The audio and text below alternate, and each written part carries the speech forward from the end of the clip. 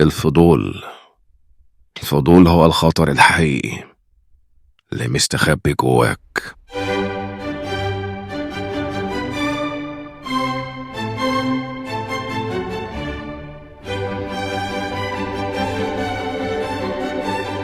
الأسطورة بتقول إن الشجرة دي بتنظف أنواع البشر من قابيل وبتترك هابيل البشر.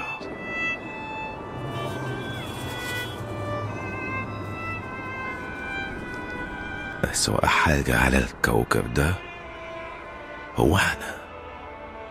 الحاجة الوحشة اللي مش بنشوفها والمسطورة موجودة جوانا، بشر.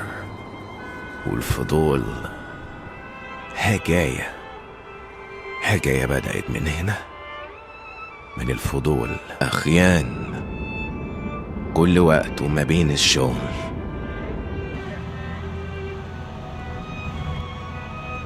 والقهوة والنوم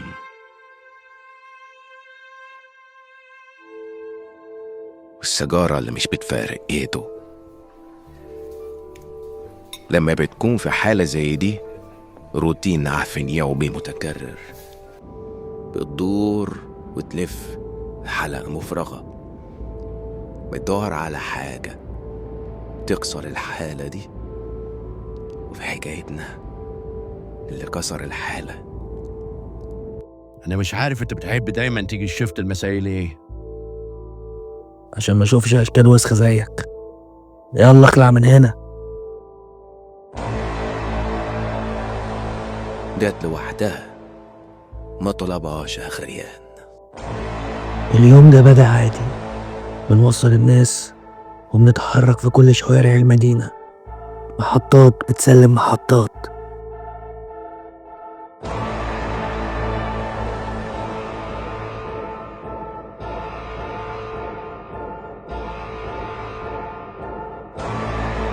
لكن كل حاجة ابتدت لما هي ركبت الباص. ركبت بشكل عادي جدا.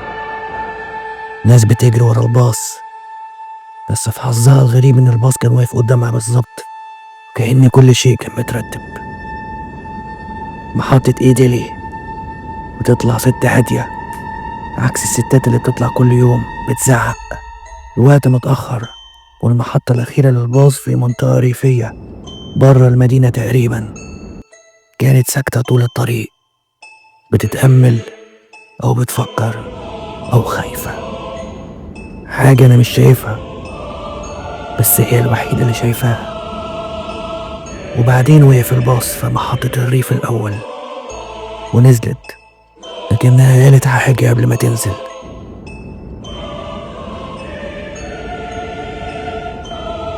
حاجة محدش يعرفها غيري. كل واحد له وقت وهيتحاسب. كارما.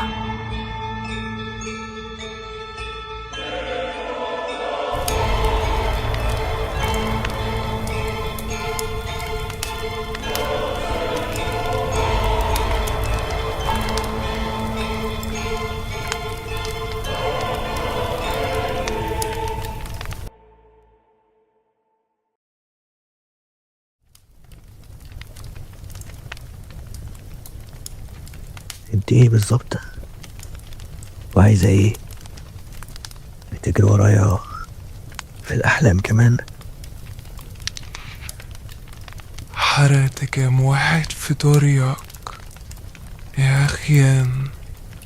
ظلمت وحسدت، حقدت ونفرت وسرقت وغرت. انت ارتكبت كتير من الخطايا. ده على أساس إني كنت عايز أعمل كده، ولا ده اتفرض عليا؟ ليه احنا مش زي بعض؟ ليه في اختلاف؟ روح عشان ترتقي لمكان أعظم. لازم تمر بمراحل تطهير، بس واضح إن روحك منه. انت زيك زي خطر من البداية، خطر يفضل ملاحقنا لحد آخر يوم في الحياة لأنك من نسله.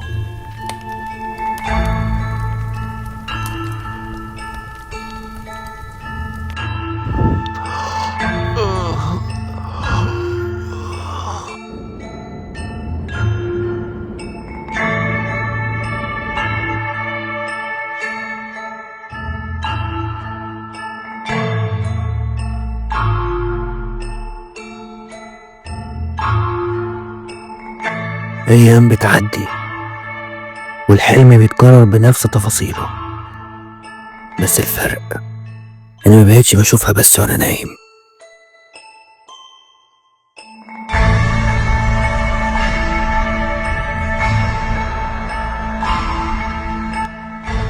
بقيت بشوفها كمان وأنا صاحي.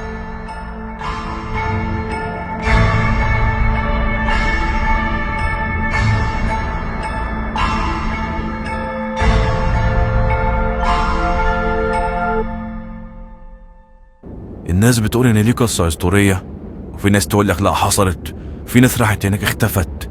يعني الكلام مش مثبت، محدش ماسك حاجة، بس في ناس فعلا راحت وما جاتش، متعرفش مهندس راحت فين، واغلبهم بيقول اللي اتقتل. بس شجرة وتطلع تتشكل على شكل ست وتلحق الناس، دي الاسطورة اللي سايدة يا صاحبي. بتعوز منهم ايه بالظبط؟ يعني الأسطورة دي قالت لما الشجرة دي بتتشكل على شكل ست وتطلع تلاحق شخص، تبقى عايزة منه ايه؟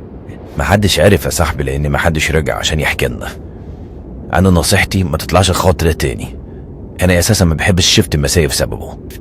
ده انا عندي حاجة تانية بتدفعني عشان اعرف النهاية، الفضول. الفضول خدوا لهناك لمكان الشجرة. أصل الست دي ما سابتوش في أحلامه طول الوقت، حتى كانت بتجيله وهو صاحي، وقرر في الآخر إنه يروح المكان اللي نزلت فيه عشان يعرف ليه اختارته هو بالذات. واللي عرفناه عن حياته بعد ما اختفى واللي انكشف إنه كان بيسرق الناس اللي بينزلوا في المحطة الأخيرة في الريف، إنها دايما كانت محطة شبه مهجورة، كان توقيتها متأخر، واللي كان ما بيبقاش معاه فلوس كان بيقتله ويخلص عليه ويدفنه في نفس المكان عشان ما يفتحوش. والغريب بقى إن هو كمان اختفى في نفس المكان، والأسطورة بتقول إن الشجرة هي اللي خلصت عليه.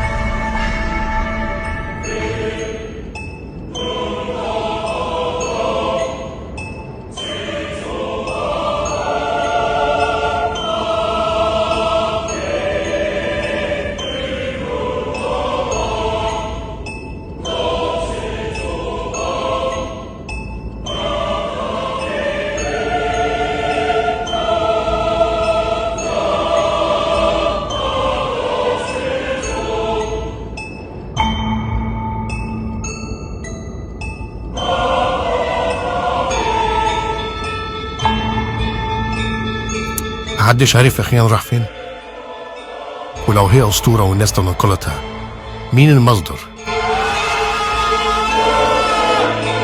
اتحول لورقة في غصن الشجرة.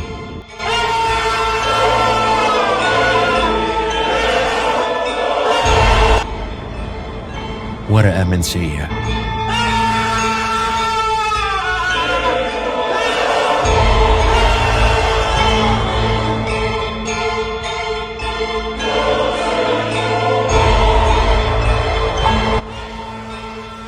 ورقة منسية في شجرة قبيل، الشجرة اللي مدفون تحتيها قبيل. شانوراي بيحكي كل يوم القصة على القهوة، حتى لو محدش كان قاعد معاه، ولو حد سمعه هل يا ترى فعلا بيسمع؟